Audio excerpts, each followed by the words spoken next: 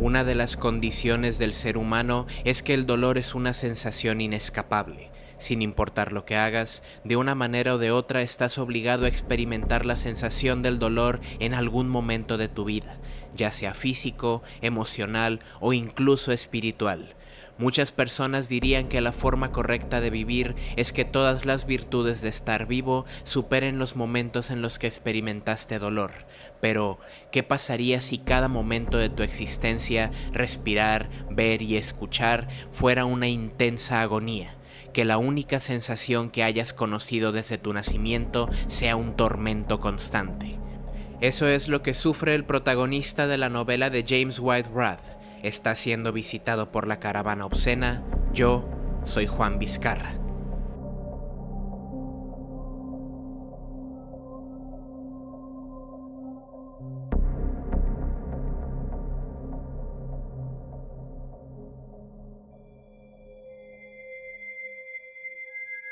Bienvenidos sean hipersensibles crónicos a este episodio tan doloroso, definitivamente doloroso para mí porque apenas ayer me restablecieron la señal del internet en casa. Y vamos a comenzar hablando de algo que parece que no tiene relación alguna, que a mí me vendieron un chingo cuando estaba en la universidad, y que yo no creía hasta que lo leí por mi cuenta, y es sobre el libro de El perfume, por Patrick Süskind. Probablemente pronuncié muy mal su nombre, lo siento, no hablo alemán. Algo que yo escuchaba mucho sobre este libro es que era un libro que podías textualmente, en palabras de las personas que me lo recomendaron, leer con la nariz. Y asegurar eso me parecía algo exagerado porque pues yo creía que había un límite en las sensaciones que nuestro cerebro puede conjurar sin necesidad de estímulos externos. Y cuando finalmente leí el libro, descubrí que tenían toda la razón. Y las personas en la audiencia que lo hayan leído quizá estén de acuerdo conmigo, y es que la novela del perfume está tan exquisitamente escrita que en sus descripciones puedes claramente olerlo todo, desde la basofia más podrida hasta las fragancias más agradables. El perfume fue uno de los muchos libros que me hicieron darme cuenta del poder que tienen las narrativas para poder despertar sensaciones en nuestro cuerpo y hacer lo que literalmente son palabras en tinta y papel, tener una reacción física en nuestros cuerpos. Pero ahora bien, ¿qué tal si existiera un libro que físicamente te lastime?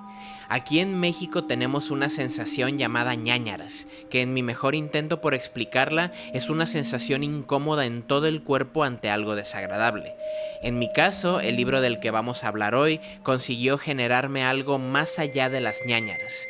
Leer algunas de las descripciones me hicieron sujetar la parte del cuerpo que estuviera sufriendo el dolor en la narrativa, y ni siquiera se trata de heridas brutales o mutilaciones. Son cosas tan simples como hacer que te duele el acto de respirar, y eso es, en mi opinión, un logro muy grande. Hablemos un poco del autor de esta madre, James White Roth, un trabalenguas cabrón si el inglés no es tu lengua materna. Este señor es un campeón de boxeo, kickboxing y artes marciales mixtas. Además de corredor profesional y entrenador personal, este señor de alguna manera encuentra espacio en su agenda para escribir horror y splatterpunk. Es amigo muy cercano de autores como Carlton Mellick y Edward Lee, con quien comparte autoría en algunos libros de su saga de Longville.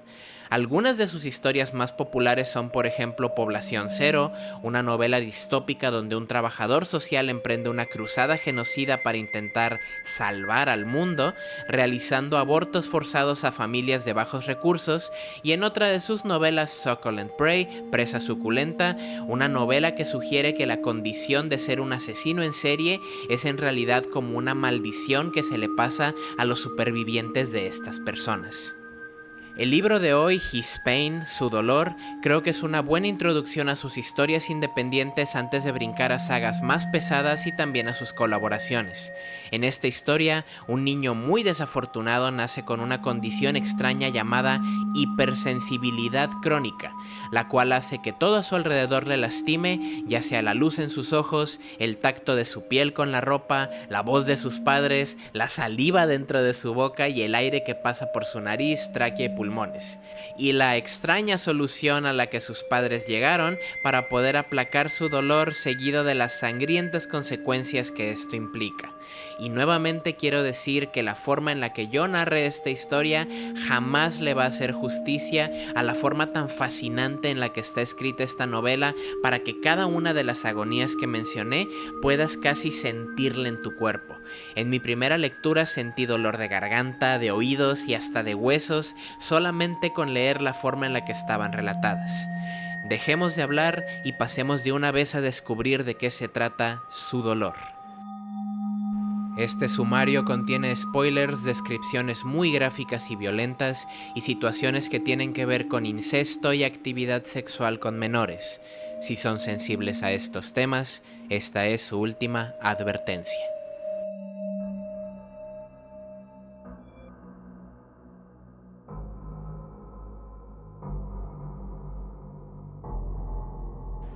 Melanie pujó con todas sus fuerzas en medio del quirófano, convencida de que nunca en su vida había sentido una agonía tan intensa como esta. Un estallido húmedo después, el quirófano se inundó con el llanto infantil más desgarrador que los doctores habían escuchado en toda su carrera. No era poco común para ellos escuchar el llanto de un bebé, pero esto no era normal. El bebé de Melanie estaba sacudiendo los brazos con violencia y babeando profusamente. Lo que debería de ser una reunión emotiva se convirtió en una pesadilla cuando los doctores tuvieron que retirar al hijo de Melanie lejos del quirófano para intentar calmar su dolor. Las primeras teorías iban desde cosas como algún hueso roto al momento de nacer, alguna falla en los órganos o una condición neurológica anormal. Pero después de semanas de observación y análisis, los doctores encontraron que todo el cuerpo de Jason estaba completamente normal y saludable. Fue una resonancia magnética la que reveló lo que estaba pasando con su cuerpo. Desgraciadamente, Jason nació con una versión extrema de una condición conocida como hipersensibilidad aguda. Una enfermedad que enaltece todos los sentidos hasta su máxima capacidad y provoca un extremo dolor constante a las cosas que las personas normales considerarían cotidianas. El roce de la ropa contra tu piel son como espinas raspando tu carne. La luz de las bombillas es como mirar directamente al sol. El acto de comer y beber es como pasar aceite hirviendo y alambre de púas por tu esófago. Y la voz de tus padres intentando calmar tus gritos son como taladros siendo insertados directamente en el fondo de tus orejas. Ni hablemos del acto como orinar o defecar, que se siente como fuego saliendo de tus esfínteres. La mera existencia de Jason es una secuencia atroz de dolor que nunca termina. La solución de los doctores por ahora es mantener a Jason bajo el tratamiento de analgésicos hasta que su cuerpo aprenda a convivir con el dolor y volverlo parte de su cotidianidad. Pero desgraciadamente, el cuerpo de Jason desarrolló tolerancia a los analgésicos demasiado pronto, al grado de que ni siquiera componentes como la morfina lo ayudaban a aplacar las irritantes sensaciones que atormentaban su vida. Los doctores estimaban que no había forma de que este niño pudiera sobrevivir más allá de un año. Y de forma milagrosa, aunque probablemente muy cruel, Jason vivió durante los primeros 17 años de su vida, dopado con medicina que ya no hacía mucho efecto y recluido en un capullo de látex que usaba como cama en un cuarto aislado de luz y sonido que sus padres construyeron específicamente para él. Solo podían alimentarlo con comida sin sazonar, pues la sal o la pimienta le provocaba dolor en toda su boca, además de tener que estar extremadamente molida para evitarle la agonía de tener que masticar. Todas las noches, Jason se trepaba en un capullo hecho de caucho que estaba sujetado del techo y del suelo para quedar suspendido sobre el piso. El caucho era uno de los pocos materiales de los cuales Jason podía tolerar el contacto con su piel y tenía que dormir suspendido, ya que el peso de las sábanas encima de su cuerpo también le lastimaba. Al menos a los 17 años ya no necesitaba de sus padres para poder entrar y salir del capullo, pero no dejaba de ser una existencia miserable. El día de hoy, Melanie y su esposo Edward viven de forma apática y conflictiva. Mientras Melanie cree que es posible salvar a Jason de su condición, Edward piensa que lo mejor habría sido dejar morir a Jason hace mucho tiempo y que es muy egoísta de parte de ambos dejar que su hijo viva en una literal agonía constante, y que simplemente eso no es vida, es un destino peor que la muerte. La hipersensibilidad de Jason, además del dolor, le da mejor alcance para todos sus sentidos, lo que le ha permitido escuchar a sus padres incluso a través de su cuarto a prueba de sonido, y la insistencia de su madre a seguirlo manteniendo con vida le provocó a Jason un profundo odio por ella. Lógicamente, Jason jamás tuvo la fortuna de ir a la escuela, ni de conocer a otras personas. A duras penas sabe articular palabras, pues tampoco sabe leer ni escribir. Lo único que conoce dentro de su impuesta ignorancia ha sido dolor y odio por su madre al no dejarlo morir. La única simpatía que tiene, la tiene guardada para su padre, que parece que es la única persona que está de acuerdo en que la única escapatoria que tiene de este tormento es la muerte. Melanie, por su parte, está convencida de que su hijo tiene solución y ha intentado por todas partes, legales y no legales, para buscar una cura para su hijo. Melanie podrá no sentir la misma agonía que Jason, pero sí siente la agonía emocional de no poder abrazarlo o besar su frente antes de dormir, o ni siquiera cantarle una canción. Después de tantos esfuerzos por quedar embarazada, Melanie no puede evitar sentir que todo esto es una broma cruel del universo. Desde el nacimiento de Jason, la intimidad tampoco ha sido la misma, y Edward tiene pavor de volver a dejar a Melanie embarazada, pues eso solo podría significar traer al mundo otro saco de dolor como Jason, o incluso algo peor. Cada que Melanie ve a Jason en su habitación, suspendido en ese sarcófago de caucho en medio de la oscuridad, incluso se pregunta si no dio a luz a una especie de vampiro o demonio. Al menos así, podría darle una explicación a su sensibilidad a la luz y al hecho de que no puede comer comida normal. Muchas veces, Melanie incluso se pregunta si lo que realmente necesita Jason es beber sangre humana para estar bien. En medio de estas tribulaciones, mientras ve la televisión y cambia de canal de forma aleatoria y sin importarle mucho, Melanie se topa con un talk show en el que tienen de invitado a un sujeto asiático y calvo de apariencia mística llamado el Yogi Arjuna. Melanie fue muy afortunada en atrapar el programa en el momento en el que Arjuna estaba hablando de cómo tratar el dolor extremo, por lo que Melanie regresa al canal inmediatamente.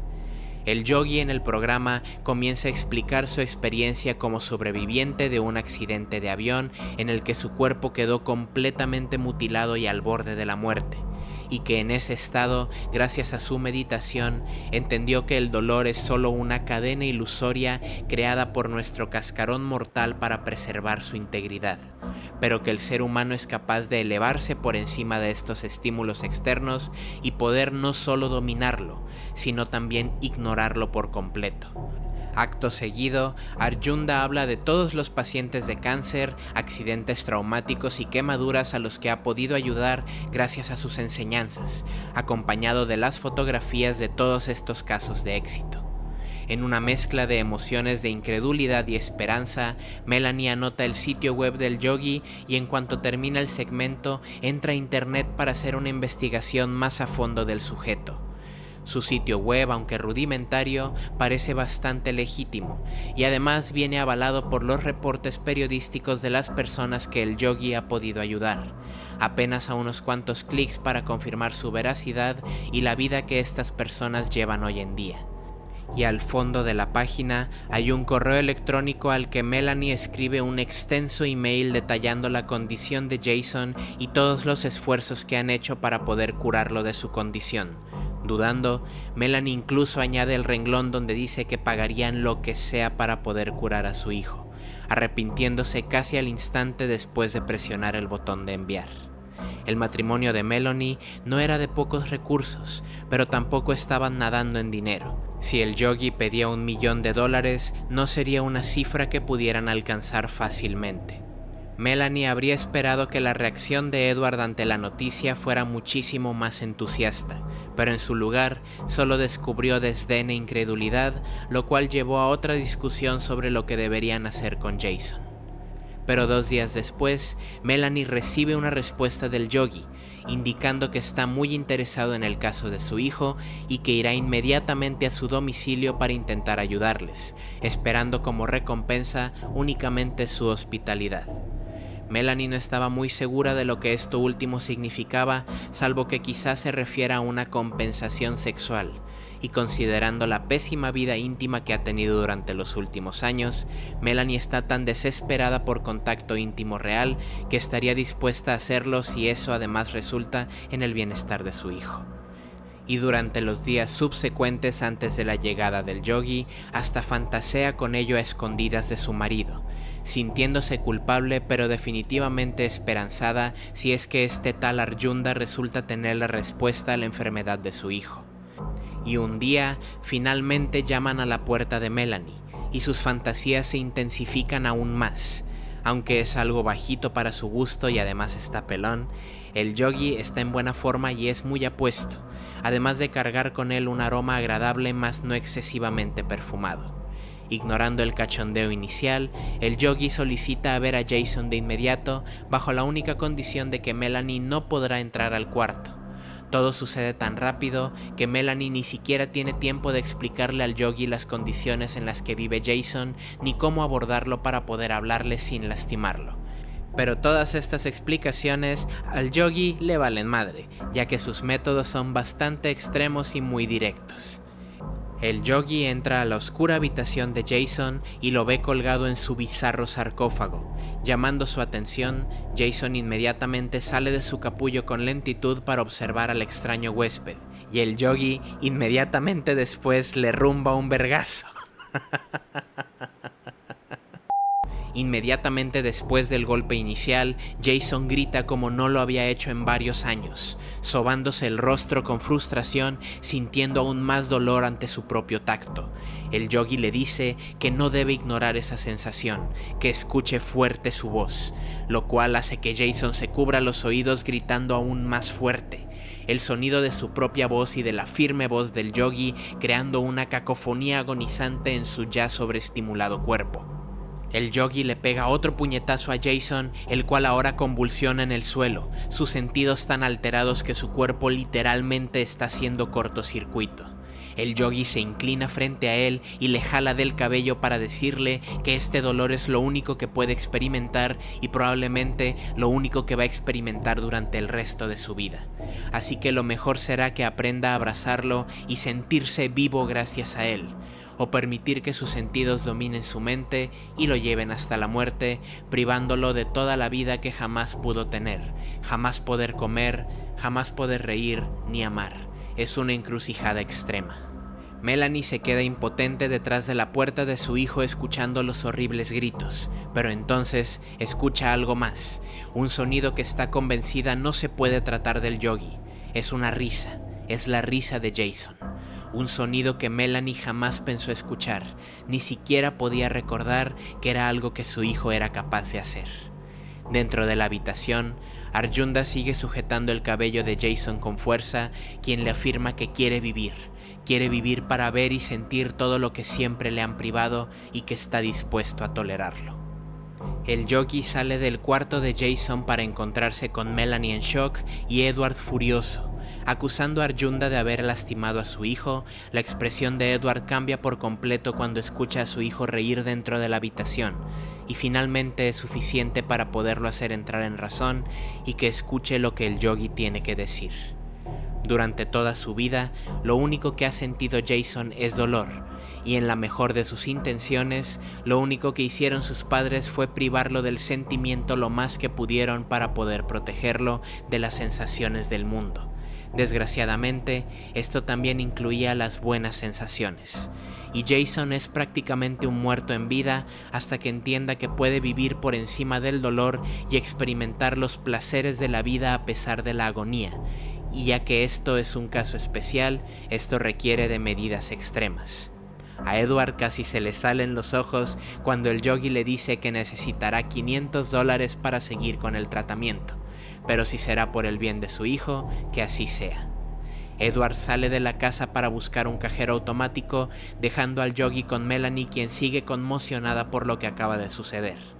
Y mientras esperan, la mujer de Edward intenta pagarle al Yogi con un favor sexual. Y en otras circunstancias, el Yogi habría accedido de no ser porque, además del dolor, el placer sexual también es una cadena corpórea que evita la iluminación. Y aunque Melanie no entiende su razonamiento, entiende muy bien que el Yogi no está aquí para tomar ventaja de nadie. Sumado a que el Yogi puede leer muy bien a Melanie y los motivos por los cuales está tan entusiasmada por complacer a alguien de forma sexual, deduciendo que en su juventud ella fue una joven poco agraciada que tenía que recurrir a dar favores sexuales a cambio de aprobación y sentirse mejor con su apariencia. Pero esos días terminaron y tiene la oportunidad de ser mejor persona, la cual no mide su valor por la calidad de sus favores sexuales. Melanie aún se siente avergonzada de lo que estuvo a punto de hacer cuando llega su marido con los $500, y el Yogi se excusa para dar un paseo por la ciudad. Le pide al primer taxista que lo lleve a la zona donde puede encontrar a la prostituta más limpia y exclusiva que el dinero pueda comprar, y al regresar a casa trae a una sexo servidora profesional y certificada que no sabe muy bien a lo que ha venido, pero $500 son $500. Y ante la mirada dudosa de los padres de Jason, ambos entran a la habitación.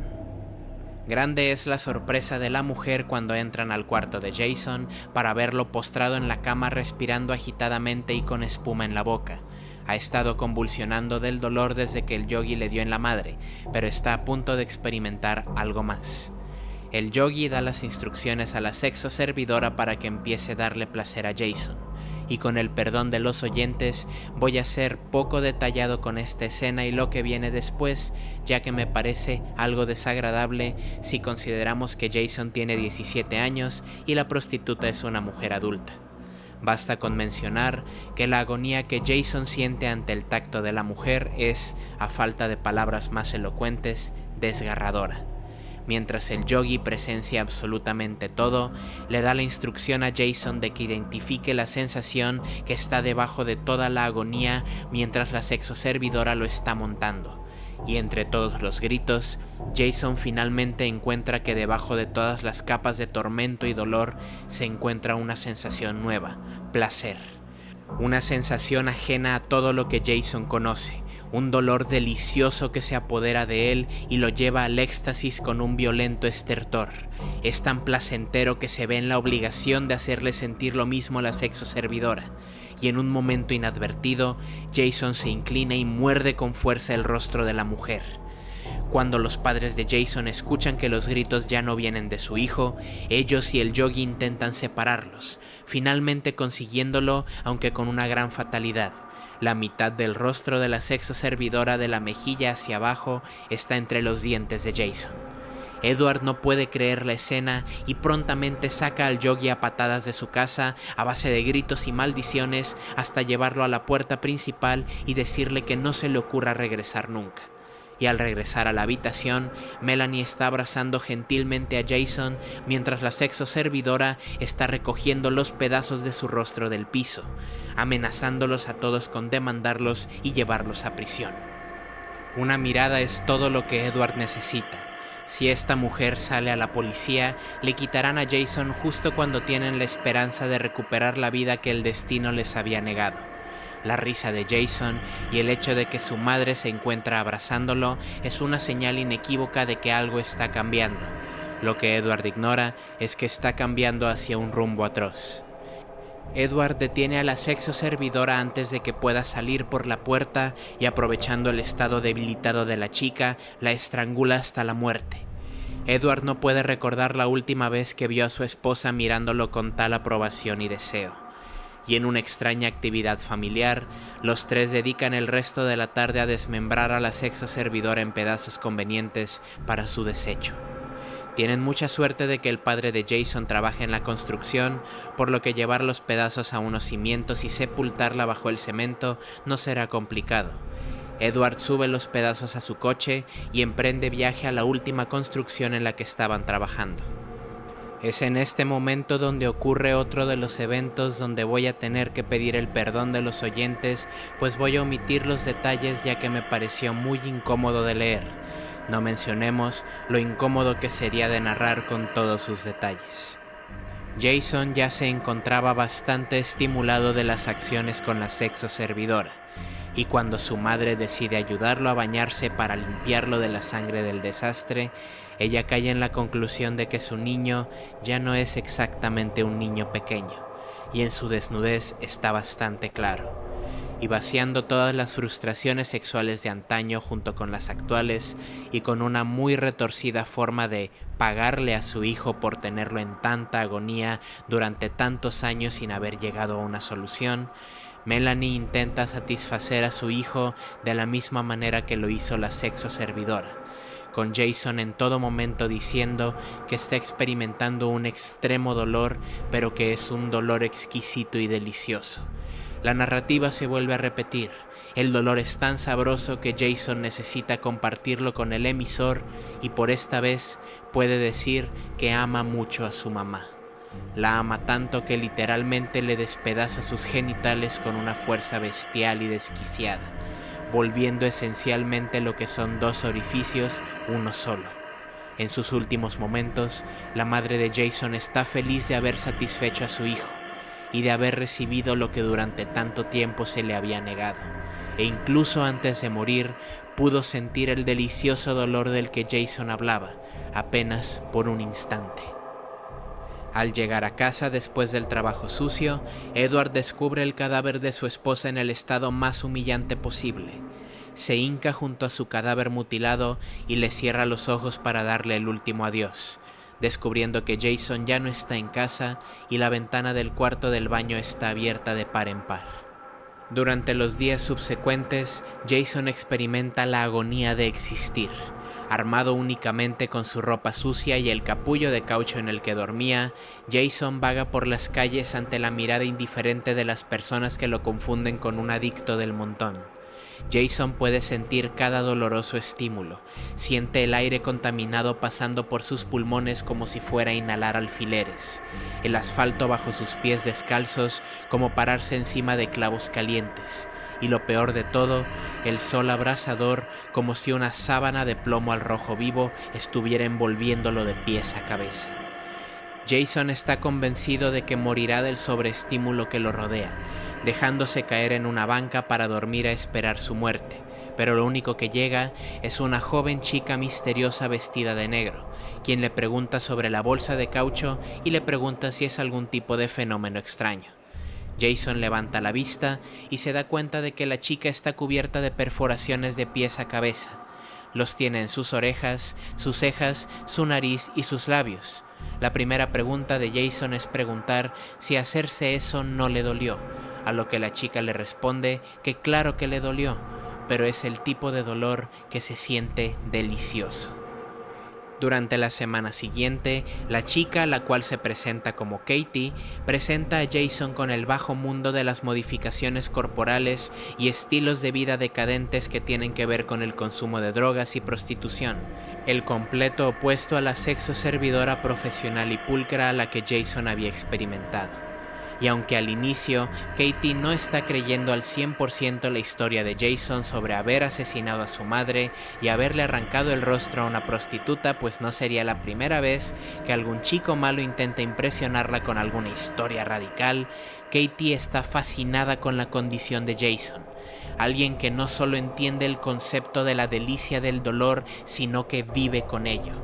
El placer sexual que Jason es capaz de darle está fuera de este mundo, pues ha aprendido a domar su impulso de hacer sentir dolor a sus parejas sin que terminen en tragedia, utilizando técnicas pintorescas como rebanar sus pezones con bisturíes, hacer incisiones en su clítoris y desgarrar su recto, por mencionar algunas. Para desgracia de Katie, está olvidando que a pesar de que le ha enseñado a leer y escribir, Jason aún tiene el raciocinio de un niño pequeño, y hacerle entender conceptos como el amor, sobre todo a alguien que ha estado tan privado de ello durante toda su vida, no es una tarea sencilla, ni mucho menos algo que ella pueda entender tampoco. No cuando la única forma en la que la extraña pareja masoquista se mantiene viviendo en el motel de paso donde viven es gracias a los favores sexuales que Katie hace a diferentes hombres, lo cual no está bien visto a ojos de Jason, el cual ve a Katie como su único y primer amor. y lo que debería de ser una sesión de sexo masoquista controlado, nuevamente vuelve a terminar en una sangrienta escena a manos de Jason. Algunas semanas después, e inadvertidamente, asumiendo que el caso con Jason fue un fracaso, el Yogi Arjunda acaba de recibir un email. En él, Jason le dice al Yogi que tiene preguntas y que le ha cambiado la vida, finalmente viendo el gran panorama de lo que significa vivir sin el yugo del dolor. Contra toda lógica, el Yogi vuelve a la ciudad de Jason siguiendo las indicaciones de su dirección, guiado por su sentido del altruismo, el cual juró cuando se entregó a su doctrina. El mismo taxista le advierte que la dirección a la que se dirige no es un lugar seguro, pero insistiendo, el taxista lo lleva hasta un barrio decadente repleto de adictos, criminales, prostitutas baratas y demás escoria social. Arjunda no puede creer que Jason haya terminado viviendo aquí si lo que exclamaba en su email era la verdad. Pero al llegar al departamento, o más bien a la guarida de Jason, lo primero que nota es el aroma a putrefacción. Jason está sentado en medio del recinto sujetando en su regazo una bolsa de caucho, el aroma definitivamente proviniendo de este objeto. El Yogi, en la mejor de sus intenciones, le pregunta a Jason que si cómo se siente. ¿Tú cómo crees, güey? Jason, ahora un joven letrado y más elocuente que la última vez, le comenta que lo convocó aquí para decirle que es un fraude, que le había dicho que le enseñaría a vivir y amar, pero lo único que ha recibido ha sido aún más dolor del que ya estaba sintiendo, y que el Yogi jamás le explicó que vivir vendría con esas consecuencias. Entonces, Jason revela lo que envolvía en su bolsa de caucho. Son los restos diseccionados de lo que parecía antes ser una mujer. Entre la carne hinchada y azul es difícil discernir. Es obvio que Jason pasó mucho tiempo diseccionando a Katie de tal manera que haya hecho caber su cuerpo como un rompecabezas dentro de un espacio tan reducido. El Yogi intenta calmar a Jason, pero entonces un invitado inesperado aparece en el umbral. Se trata del padre de Jason, que está sujetando una escopeta en dirección hacia él. El Yogi no puede creer la coincidencia, ni Jason tampoco, quien lo único que sabe hacer es pedirle perdón a su padre. Perdón por lo de Melanie, por huir de casa y ahora por lo que tiene entre las manos. Edward le dice que está bien, que viene a terminar con todo, con lo que debió hacer hace 17 años. Las últimas palabras de Jason a su padre es un "te quiero, papá", antes de hundir el bisturí en la barriga de su padre y desparramar sus intestinos por el suelo sucio. La escopeta cae de las manos del padre de Jason y accidentalmente se dispara en dirección al Yogi, quien termina con el torso hecho pedazos y el resto de su cuerpo cae inmóvil al suelo. El padre de Jason lo mira atónito, aún vivo e intentando meter sus entrañas de vuelta a su cuerpo. Jason, con lágrimas en los ojos, lo acusa de hacerlo pasar una vida de agonía, inmerecedora de todo y por la que ahora las personas como su madre, Katie, el Yogi y ahora él y el resto del mundo tendrán que pagar sus consecuencias. Jason finalmente tiene la oportunidad de hacer sentir a su padre 17 años de tormento. Quizá no lo suficientes para poder igualarlo, pero lo va a intentar. Edward rememora cómo los doctores le dijeron que su niño probablemente no sobreviviría más de un año, no bajo esa condición. Y ahora, bajo el yugo de su odio, reflexiona que quizá tuvieron razón, ya que lo que Jason pudo haber sido murió desde hace mucho tiempo. Hoy solo queda un manifiesto residual que ya no es humano, un ente que solo puede sentir y repartir dolor.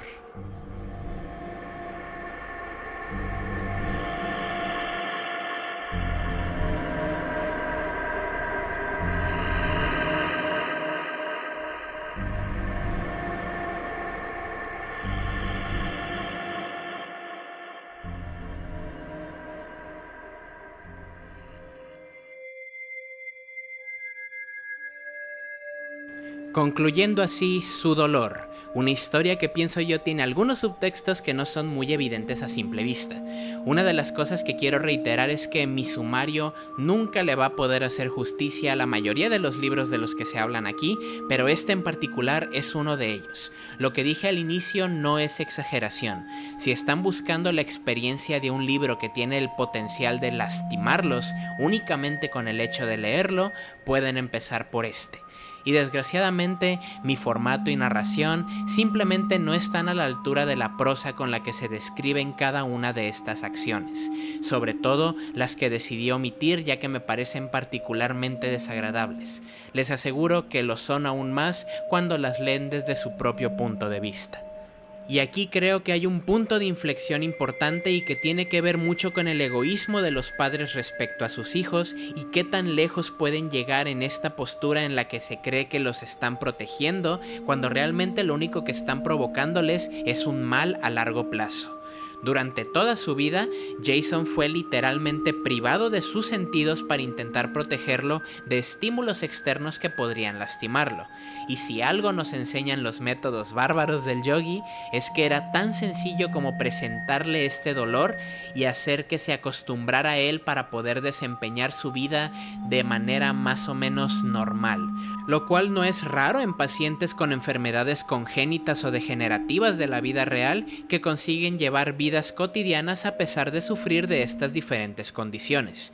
Y aunque este es un ejemplo muy extremo, pónganse a pensar en estos casos que probablemente ustedes conocen de padres que sobreprotegen demasiado a sus hijos y los privan de experiencias y sensaciones con la excusa de querer protegerlos. Y creo que algo que nos está intentando decir esta novela es que en ocasiones es necesario que nos expongamos a ciertos tipos de estímulos negativos porque de eso se trata vivir, de reír, de llorar, de sufrir, de sonreír. Y es muy curioso cómo esta novela nos habla de las consecuencias que trae el estar privado de vivir. El hecho de que le llamen sarcófago a la bolsa donde duerme Jason no es coincidencia, ya que auténticamente lo tratan como un muerto viviente. Y el desenlace tan violento es solo un resultado que parte no solo de su madre, sino también del yogi y de Katie, quien es muy claro lo fetichizaba para sus propios motivos egoístas. Y aquí entra otra capa que tiene la historia, que es el derecho a morir. De este lado de Latinoamérica está visto de forma muy tabú los temas como la eutanasia, porque la educación tanto académica como moral que recibimos nos dice que toda la vida es sagrada. Pero ¿en qué momento dibujas la línea de lo que es vida, no? ¿Qué tan buena calidad de vida le puedes dar a pacientes que tienen enfermedades donde claramente están arrastrando no solo la vida de sus familias, sino también los recursos del ya imperfecto sistema médico, intentando darle una vida a personas que claramente jamás podrán experimentar la dicha completa de vivir? Es un tema muy delicado y existen muchísimos debates al respecto, los cuales no son nuevos. Y lo más interesante es que este autor no es ajeno a este tipo de discursos. Como mencioné al inicio, una de sus novelas, Población Cero, nos habla de un trabajador social que decide purgar a la sociedad haciendo abortos forzados a mujeres que claramente no pueden darle una buena calidad de vida a sus hijos. Son acciones extremas que son fáciles de pensar, pero muy complicadas de regular. Del otro lado del espectro, creo que esta novela nos habla mucho de estos morritos que seguramente conocieron en su infancia, a los que sus padres no los dejaban hacer literalmente nada. No los dejaban practicar deportes, realizar actividades físicas o interactuar con personas que los alentaran a hacerlas, todo con el fin de protegerlos, sin saber que estos padres en sus mejores intenciones lo único que están haciendo es privar a sus hijos de la dicha de vivir, de ser niños. En su esfuerzo por evitarle a su hijo un raspón inconsecuente, un golpe o una caída inofensiva, están creando un niño que crece con la sed de estas experiencias y que cuando llega el momento de experimentarlas se vuelven incompetentes al momento de hacerlas. Creo que es un tema que también forma parte de la novela y que entre toda la sangre y tripas es mucho más difícil de ver. Algo con lo que yo me sorprendí mucho mientras leía esto es que recordé que a este tipo de niños a los que sobreprotegían tanto les decían que tenían un caso extremo de mamitis, o sea, que estaban muy enamorados de su mamá. Así que conecten los puntos con esta historia. Pero cuéntenme ustedes qué piensan de esta novela. ¿Piensan que estos temas son muy rebuscados o creen que auténticamente hay algo más profundo y digno de analizar? ¿Creen que la muerte era la mejor solución para Jason al nacer o había tiempo para poder hacerlo vivir con su condición? Lo que más se disfruta de estas historias tan peculiares es la conversación que se puede tener al respecto, y por eso siempre me interesa mucho escuchar lo que tienen que decir. Pueden encontrar este y otros libros del autor en su sitio web. Pondré algunos enlaces en la descripción y también en el sitio web de la editorial, la cual por cierto tiene una selección de mis portadas favoritas del género de horror extremo y splatterpunk. Se llaman Deadite Press y tienen ilustraciones muy hermosas de todas las novelas que publican. Próximamente hablaremos más del trabajo de este señor, espero yo, con su saga de Suckle and Prey, o con algunas de sus colaboraciones con otros autores del género, como lo son Edward Lee y una escritora de horror erótico llamada Mónica O'Rourke, de la cual estoy muy emocionado de hablar eventualmente.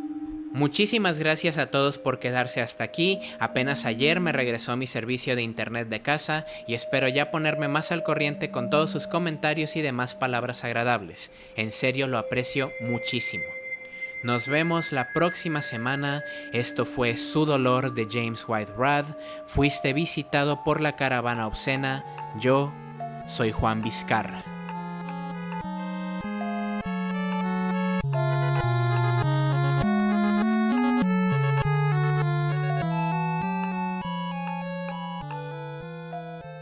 Soy Juan Vizcarra.